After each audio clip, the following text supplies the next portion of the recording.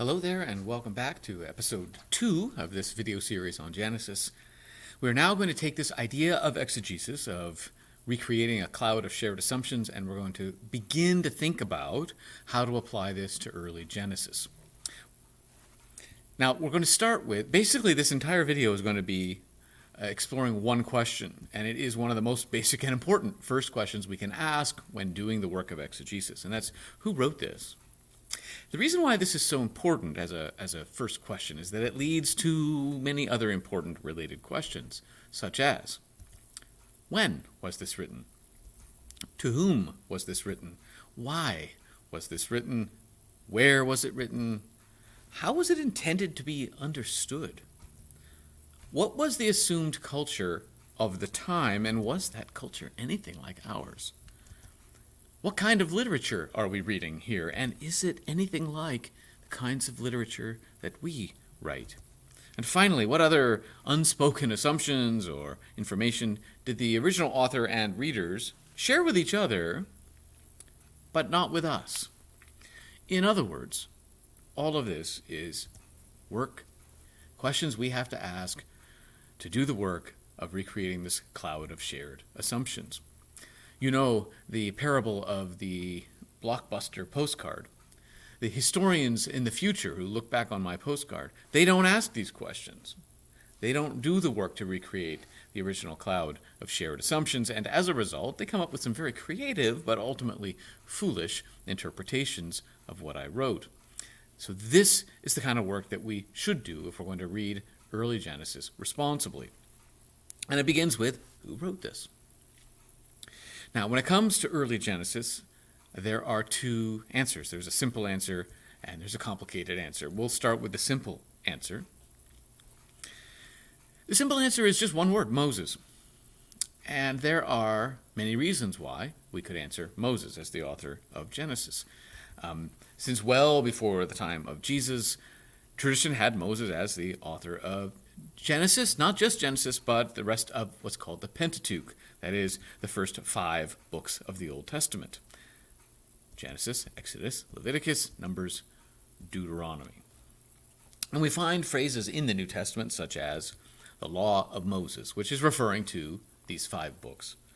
Or if something is mentioned from the 5 books, it would be as taught by Moses. So there is a pretty long tradition attributing much of what we find in these first 5 books to Moses as teacher and author. However, there are some problems with this simple answer as being the only answer. To say that Moses wrote everything that we find in the Pentateuch is problematic. And here are some ways in which it is problematic. In the Pentateuch, Moses dies, is buried, and is succeeded by Joshua. Now that, of course, would be challenging for Moses to have written himself. Also, in the Pentateuch, we find things like this. Moses was a very humble man, more humble than anyone else on the face of the earth. We find that in Numbers. Now again, it's extremely unlikely that Moses wrote this. For one thing, if he did write it, then the sentence is no longer true. And then there's this. Since then, no prophet has risen in Israel like Moses, whom the Lord knew face to face. And that's from Deuteronomy. Again, Moses could not have written this sentence because Moses did not know anything about what happened after his death. And that's what this sentence implies. Since the time of Moses, there's been no one like Moses. Well, Moses really couldn't have written that, at least not responsibly. Now, those are 2 things from the Pentateuch in general, the first 5 books in general. Just some of the many challenges to this idea, this simple idea that Moses wrote everything we see there. But what about the book of Genesis, just particularly the book of Genesis? And in that book, we still find some difficulties. For example, some of the place names that are used in the book of Moses. And to demonstrate what I mean, let's just think about an analogy from our own area.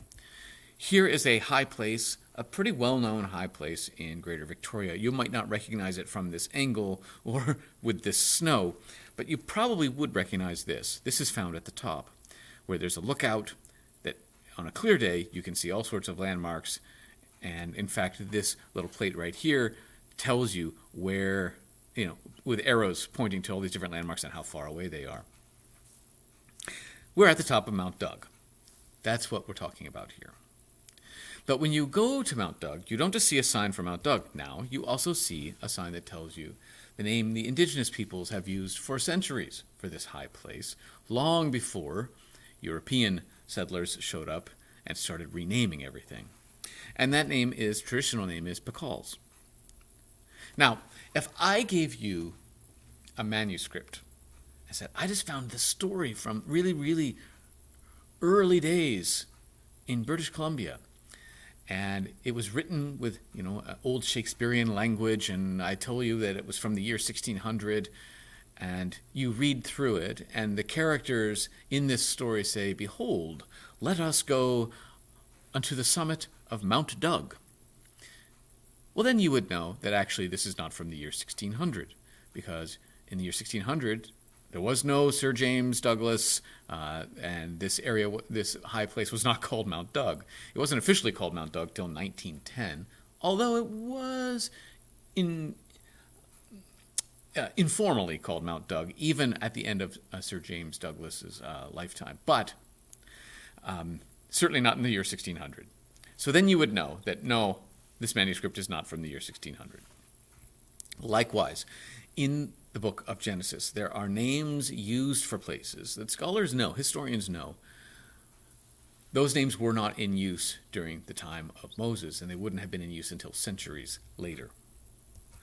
Another problem with the simple answer of Moses for the book of Genesis is some of the references to things that happened in history. And I'll just stay in British Columbia here with an analogy. Imagine that in that same manuscript I gave you, at the very end it says, and all of this took place before British Columbia became a Canadian province. Well, you would know that was certainly not from the year 1600. British Columbia did not become a Canadian province until 1871. There's no way that anyone in 1600 was thinking, one day I think there will be a region that will be called, confusingly, British Columbia. That way, everyone who visits will wonder if they're in South America or in the UK. No, the term British Columbia just wasn't around then in 1600. So, likewise, in the book of Genesis, there are references to things in history, to historical events, that could not possibly have been known during the time of Moses because they did not happen until centuries later. And then finally, as a final example, just the Hebrew words used. If I gave you two different manuscripts written in English, and one of them was an excerpt from Shakespeare and the other was an excerpt from one of the Harry Potter books, you would know which one was which. There are words used in the Harry Potter books that just weren't around in the time of Shakespeare. And they're both written in English, but you would know the difference. Well, scholars who know Hebrew well, who know ancient Hebrew well, they know that there are some Hebrew words used in the Genesis text that just would not have been around, not used, not even thought of in the time of Moses. And so there are all sorts of reasons why the simple answer, saying just Moses wrote the book of Genesis, is just a little too simple. And so we must turn then to a more complicated answer to truly understand the original context of Genesis. Now, the complicated answer is going to take some work. That's going to be basically the meat of this video. Because we're going to have to take a step back and consider this squiggle. Well, actually not consider the squiggle, consider what the squiggle represents. And what it represents is the story of the Israelite nation as told in the Old Testament. And we're going to work our way all the way through this story, and there is a reason for it, and the reason will become clear at the end. I'm not getting distracted here. I'm not losing the topic. I call this the Israelite National Happiness Graph, and it is my own invention, and that means it's not perfect. But it gives you at least a visual. It gives you an idea of the ups and downs, emotionally, the ups and downs for the people of Israel. So the higher up we are the more happy the nation is, and the low places are indeed low places. Let's work our way through this story, and some of this will go quite quickly, and at other times we'll need to slow down. So Abraham is called basically out of nothing to be the father of a great nation. And he has received the promise. He receives the promise of being the father of a great nation, but the experience he receives is of being father of an extended family. Abraham, Isaac, and Jacob. We hear about those three, the first three generations, Abraham, Isaac, and Jacob. Jacob had many sons. One of those sons was Joseph. As you know from Sunday school, Joseph was sold into slavery by his jealous brothers. He was taken away into Egypt, and they thought they had gotten rid of a problem. You can see a little dip here because these brothers and Jacob, their father, experience famine, and they need food. And so some of the brothers are sent down to Egypt to buy food, the only place where you can find grain. And lo and behold, when they go there, they find this long-lost brother. The brother they thought they had gotten rid of, they now see him again. And it turns out he's second in command in the Egyptian empire. And he brings them down to Egypt, and that's why we have a high point here. They're brought down to Egypt, they're given their own land, they have plenty of security and food, and they are welcomed because they are related to Joseph. But it doesn't take long, a pharaoh or two or three later, before now the Israelites grow and grow and grow, and they go from being welcome guests to being considered foreigners who live inside our country and are a threat.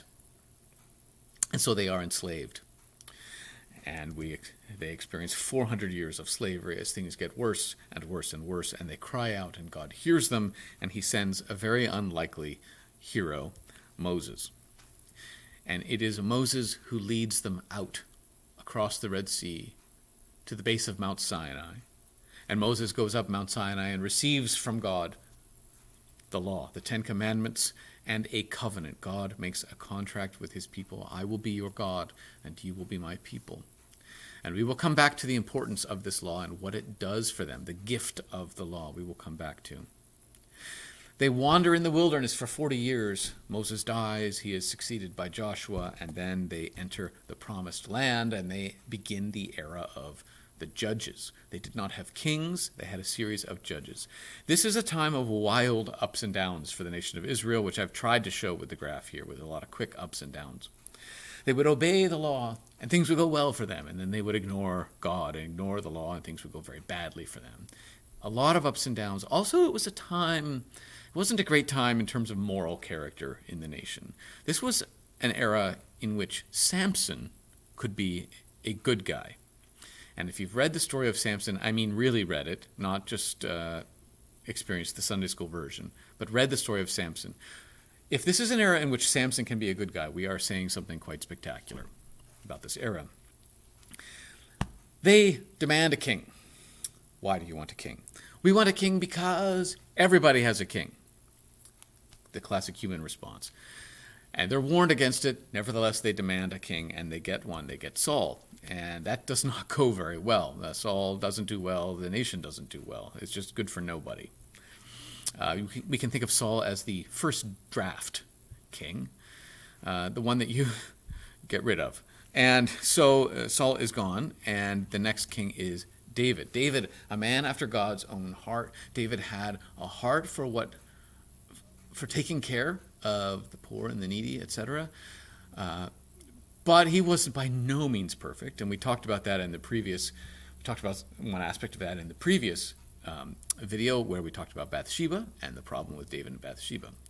You can see there's a dip after David, and that is because one of David's many sons declared himself king, while in fact David was king. So you had a father and a son, both proclaiming themselves king of Israel, and then you had a whole lot of people who had to decide which one they would follow. And as a result, there was some civil war. And it ended tragically with the son, Absalom, being killed, even though the father, David, had said, "Don't kill my son," even though he is the enemy, please don't kill him, but he was killed. And there's a great sadness there. Just, by the way, Absalom is sometimes portrayed as a bad, rebellious son. I can remember in Sunday school growing up. I had one teacher say you knew he was bad because he grew his hair long. So he was a long-haired, rebellious son. And we were warned, we children, warned against that kind of living. This was in the 70s when long-haired hippies were scary folks to older Sunday school teachers. Anyway, that's not really the point here. The point I want to make is that Absalom had good reason to be upset with his father David. David was in a genuine slump as a king.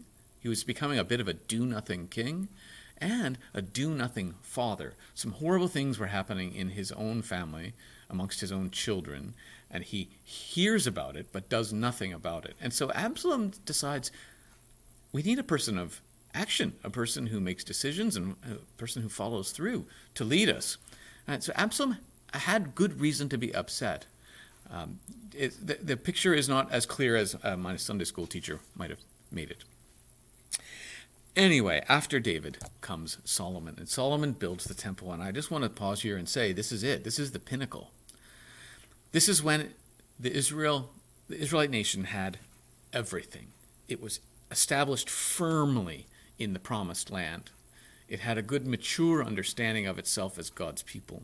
It had a descendant of David on the throne and a promise that there would always be a descendant of David on the throne. And they now had a temple, so that in a sense they felt that God lives here. And they really had an understanding that turns out flawed, that they were immune from any bad thing. They had land, they had a temple, and they had a king. Nothing could possibly go wrong.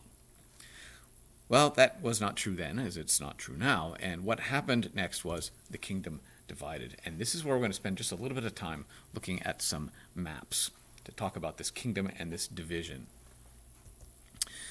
Here's the Mediterranean Sea, and down here is where Israel is. We're going to zoom in a little bit to the eastern half of the Mediterranean Sea, and again, there is Israel, and then we'll have one last zoom, and we get a picture of the divided kingdom. Now, it wasn't divided at one point. You can see this is the outline of the original one Israelite nation. Here is Jerusalem, where the temple was built. That's where Solomon was located and stationed. Okay. How did the temple get built?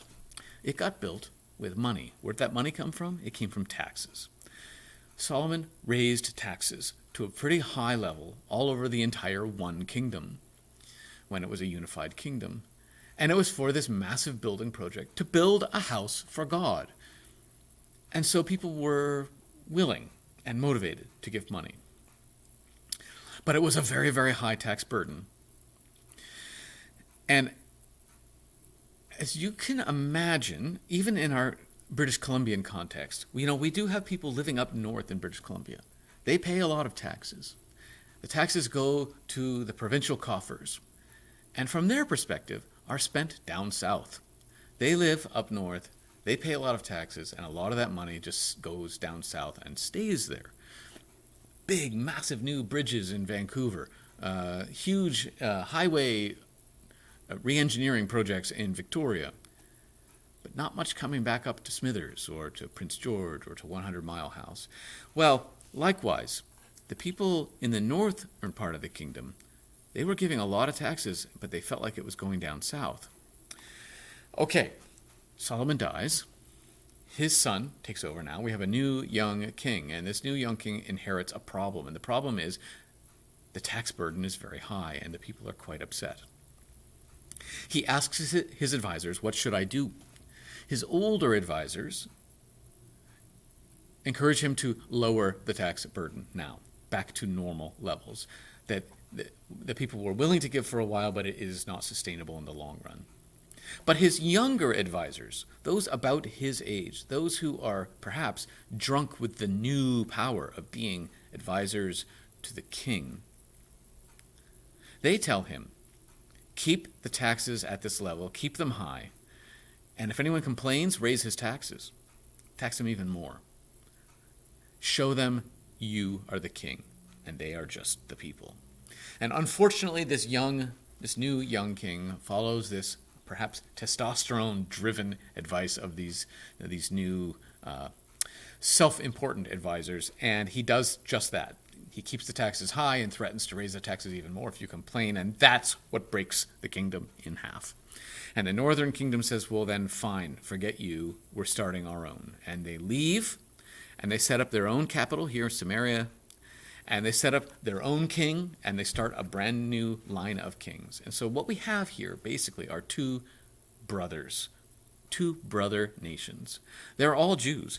10 tribes are located in this region we call the northern kingdom, which called itself Israel. 2 tribes down here in the southern kingdom, which called itself Judah. But they were brothers. They're all Jewish people. But now they have parallel capitals, parallel temples, parallel lines of kings. Well, what happens next? What happens after the kingdom divides? 3 major empires sweep through the area. They come about 100 years apart, and they come in alphabetical order, which is the only way I can remember in which order they come. Assyria, and then Babylon, and then Persia. Let's talk about Assyria first. Here we have a picture of the Assyrian Empire, and you can see quite clearly this idea of a fertile crescent. If you wanted to get from one end of the empire to the other, you did not go in a straight line across the desert because you would die. You had to follow the water, because where there was water, there was life. Where there was life, there was food. Where there was food, there was human civilization, and you could travel up and over to get down here to the other end. And in general, this was one center of power, and the Egyptians were still a powerful culture, so this was another center of power. And unfortunately, right in between are the nations of Israel and Judah. And so they're on the road. If you're traveling from one end of this empire to another, from one center of power to the other, they were trapped in between, and you couldn't really hide if you were the Israelites. You were in the way. And so Israel falls to Assyria. Okay. Here's Israel, here's Assyria, and if they're going to expand, they're going to expand in this direction. They're going to come, as the empire expanded, it came down from the north. That means that it's the northern kingdom that's most vulnerable. And so once again, here we are, zooming in. There's Assyria. It's approaching this way. So what happens? What happens is they get to the kingdom of Israel, and they take it over. And when the Assyrians took over a nation, what they would do is they would take the powerful, the wealthy, the cultural leaders, the spiritual leaders, the political leaders. They take all those people, the elite, and they'd remove them. They'd take them away, and they'd spread them all through the Assyrian Empire. They would not move them as a group to one place that they could stay together as a group. They would actually just disperse them so that their influence was diluted and then ultimately dissolved.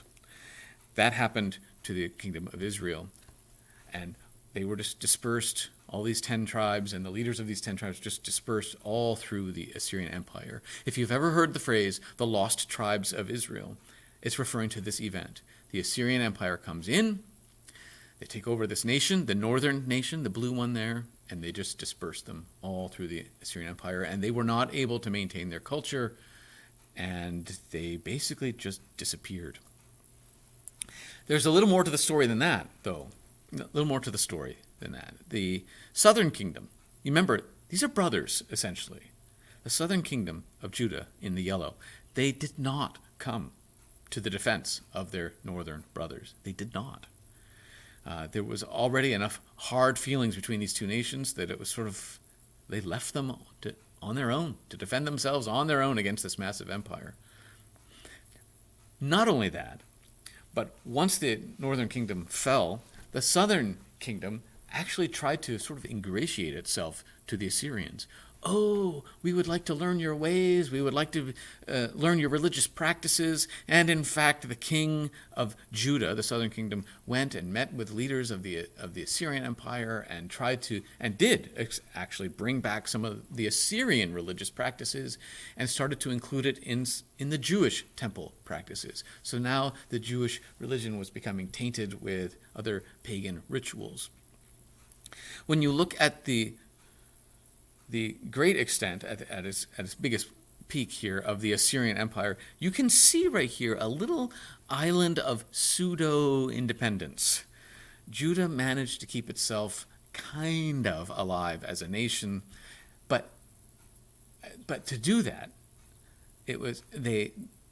in doing that, they betrayed their brothers and allowed them to be defeated, and then they betrayed their religious faith and allowed that to be diluted with Assyrian religious practices.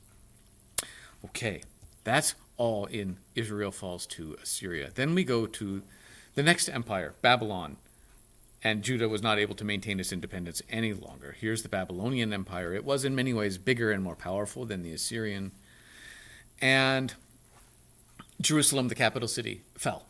They were surrounded, and they were under siege, they starved, and eventually they had to surrender because they were dying as they starved. You can read poetry about this horrible scene in the biblical book of Lamentations, poetry written about the fall of Jerusalem.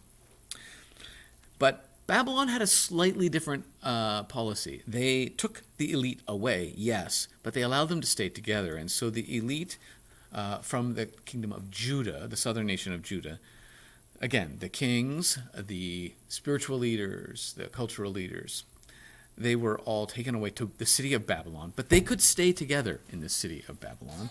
And what they did here was, many scholars believe this is where the sort of usual practice of meeting once a week on the Sabbath, hearing the scriptures, hearing teaching about the scriptures, in other words, the synagogue, that the practice of the synagogue really took root here in Babylon as they stayed together and worked together to keep their faith alive, to keep their culture alive. And of course, that is the antecedent to our practice of going to church every week. So in a sense, you might say that if it weren't for this exile to Babylon, we wouldn't be meeting once a week in our churches. Well, that's Judah falling to Babylon. I just want to pause here to say that in Babylon, in exile, they didn't know that there was another side to this valley, that things would come up again. Just remember that. For about 70 years, they had no idea that there would be any kind of recovery. And so, in a sense, this was a people who felt that they had lost everything. They were living in a foreign land. They were foreigners in a foreign land, strangers in a strange land, and they had lost their temple. They had lost their promised land. They had lost the idea of a descendant of David on a throne. And really, it felt like they had lost all that had made them what they thought of themselves at the peak there, where Solomon builds the temple. It's all gone. But we know that the story continues as we keep reading the Old Testament. For the next empire to come through is Persia. And Persia is the biggest empire of the three. It goes all the way from what we call India all the way over to what we call Libya. It was a massive empire. Here, just for context, there's Jerusalem. And also, just as a side note, here's the city of Susa, and that is the setting for the Esther story, the wonderfully told Esther story in the book of Esther. That's not our point, of course, but just so you know. Okay, the Persians had yet another policy about exiles, and that policy was, you don't have to be in exile. You can go back home. Everyone who's exiled can go back to their homeland under two conditions. The first is that you continue to pay taxes faithfully to the Persian Empire, and the second is that you pray for the Persian emperor and pray for the Persian Empire to your individual gods. The idea being, I believe, that if everyone everywhere in this massive empire prays to their gods for the continuance of the Persian Empire, then maybe some of those prayers will actually work. It was sort of a diversified spiritual portfolio. Some of them are bound to work. And so go home. You're welcome to go home. And so the Jews do return from Babylon back to Jerusalem, and they work to rebuild the temple and to rebuild the wall. Now that itself was a challenge. They were very discouraged when they returned to find not one stone left upon another. And they took all sorts of encouragement from some of the prophets to the people, don't give up, keep working. And they do. As the Old Testament ends, they are starting to rebuild themselves back in Jerusalem. I've put a little down dip right here at the very end because what They didn't know at the close of the Old Testament, but what we do is that the Greek Empire was next, and the Greek Empire did not treat the Israelites all that well. Okay, why? Why tell this story? What does this have to do with who wrote Genesis? Well, here's what. You can see that there are two valleys in this story, two of the two lowest points. This really shouldn't be down here because there was no nation before Abraham. The line should start there. So that's my mistake. There are two low points. The first we call the Exodus because this is when they exited slavery, exited Egypt. The next low point is called the exile because that's when they were this is when they were in exile in Babylon and felt they had lost everything. At this point, please keep in mind in this first valley that this was an empty people. These were a bunch of Israelites who were, yes, a lot of persons, but what Moses had to deal with was a lot of persons, not a people, not a nation. Remember that no one that Moses was leading knew anyone who knew anyone who had known anyone who had known anyone who had known anyone who knew what it was like to be free. For 400 years, they had been things and not persons. They had been property. They had been disposable. They had had no free time.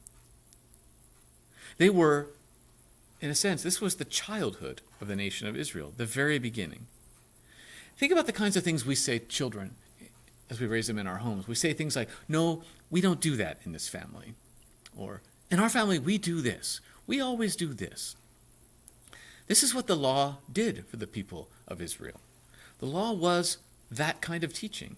Here is what we do as God's people. Here's what we don't do in this family, this great family of being the Israelite nation.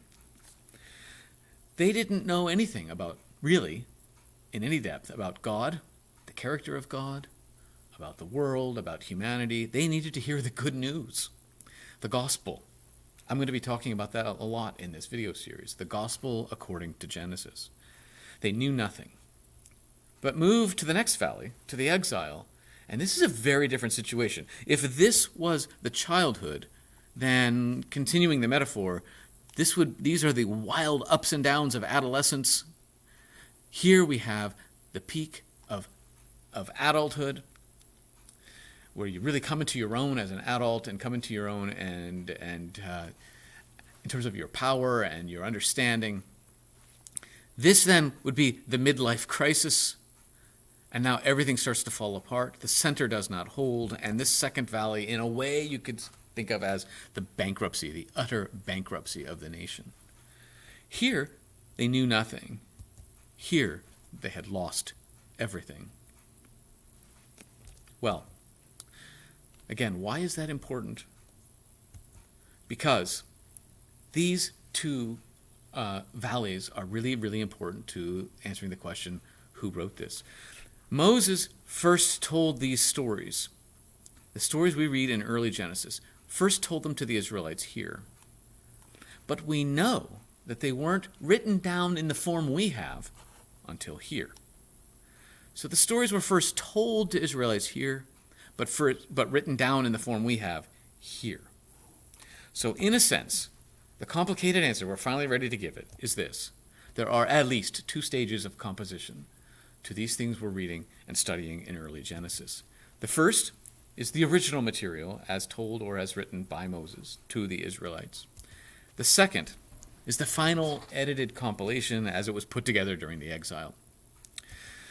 How much of it comes from Moses and how much of it comes from the later editors and how can we tell which is which? Well, I can assure you that these questions keep many scholars alive for their entire careers. And there's lots written about this, a lot of questions and a lot of difficult questions. However, there's enough that we do know that we can say this with confidence. In a sense, we're going to think of it in this video series, there are two authors, two original contexts. And they are these two valleys. And as we go through the details, as we get to the details of studying the individual stories in early Genesis, we're going to be asking ourselves, what did that story mean to the people in this first valley who knew nothing about the good news of God and the world and humanity.